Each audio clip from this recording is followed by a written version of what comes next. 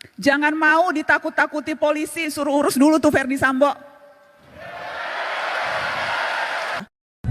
Oh, jadi aku baru tahu kenapa Mbak Nana ini menggebu-gebu sekali bicara tentang polisi.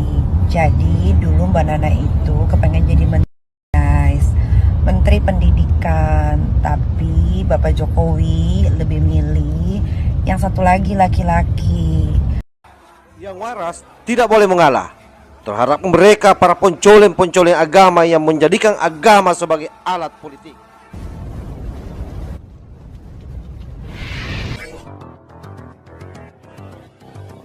Tanahku yang ku cintai,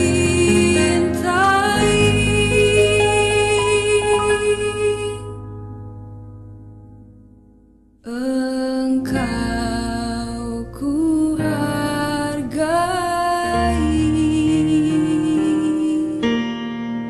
Jangan pernah anggap enteng suara. Karena lewat suara kita bisa didengarkan dan kita bisa memaksa penguasa untuk menuruti apa kehendak rakyatnya. Jangan mau suara kita hanya dihargai 5 tahun sekali di bilik suara doang atau pada saat pilkada. Jangan mau suara kita hanya dianggap berharga 100-200 ribu atau dapat jilbab pada saat kampanye. Biasanya modusnya itu kan bagi-bagi kaos partai atau bagi-bagi jilbab untuk yang perempuan. Jangan mau kita hanya dikerdilkan sebatas fans yang bisa berbaris seperti itik. Hati-hati, sebentar lagi pemilu. Suara kita akan diperebutkan dengan berbagai macam cara. Mari ingat pengalaman yang dulu. Untuk apa mati-matian membela 1 atau 2 ketika akhirnya berkumpul juga? Buat apa musuh-musuhan sampai seolah-olah dunia akan berhenti kalau ternyata yang kalah bergabung dengan yang menang atas nama demi bangsa? Jadi nggak usah terlalu baper dan nggak usah terlalu mati-matian membela tokoh idola. Karena sekali lagi, hitung-hitungan mereka terkadang bukan kita, hitung-hitungannya untung rugi, Pak. Untung rugi kalkulasi politik aja. Karenanya jangan mau dimanfaatkan hanya suara di 5 tahun sekali, tapi gunakan suara itu terutama di hari-hari ini. Ketika ancaman kita untuk bersuara mungkin saja akan dibatasi lewat rancangan kitab undang-undang hukum pidana di mana semua bisa kena.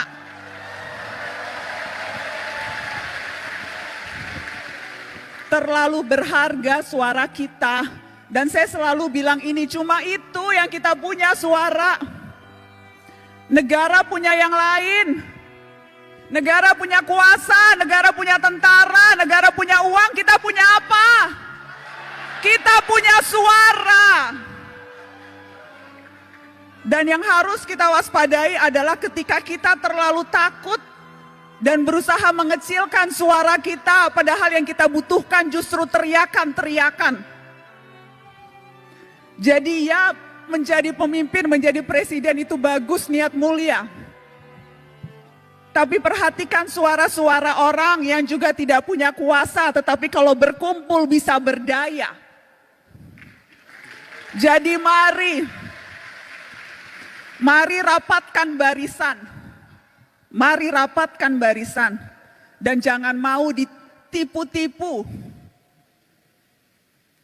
Jangan mau dipergunakan hanya suaranya. Tetapi ketika kita menuntut hak-hak kita yang paling dasar, sedasar kebebasan berekspresi dan berbicara, itu kita tidak didengarkan. Tetapi kakak mau menegaskan ini adik-adik. Pergerakan jangan hanya sebatas kerumunan.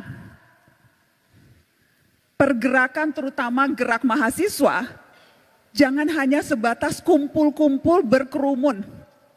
Ya, demonstrasi perlu dan harus terus dilakukan kalau memang strateginya seperti itu.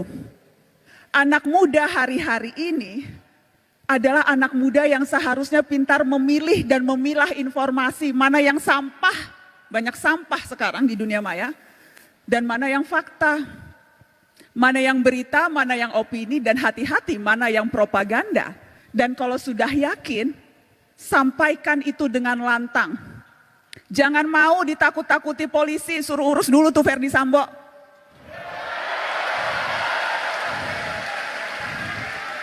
Sepanjang kita tahu apa yang kita lakukan benar, kita tidak merugikan orang lain, jangan mau ditakut-takuti dengan pasal. Kita juga bisa belajar pasal-pasal, kita juga tahu apa hak-hak kita sebagai warga negara, kalau tidak tahu cari tahu. Jadi jangan mau gampang ditakut-takuti. Dengan cara itu, kita bisa berdaya dan kita bisa memberdayakan orang lain. Dan harusnya itu ultimate goal kita dalam hidup. Bukan hanya memperbaiki kualitas hidup kita sendiri, tapi bagaimana kita bisa memperbaiki kualitas hidup orang lain. Dan itu bisa dilakukan tanpa jabatan formal, tanpa jadi presiden, tanpa jadi menteri, tanpa jadi anggota DPR, tanpa perlu pangkat yang tinggi.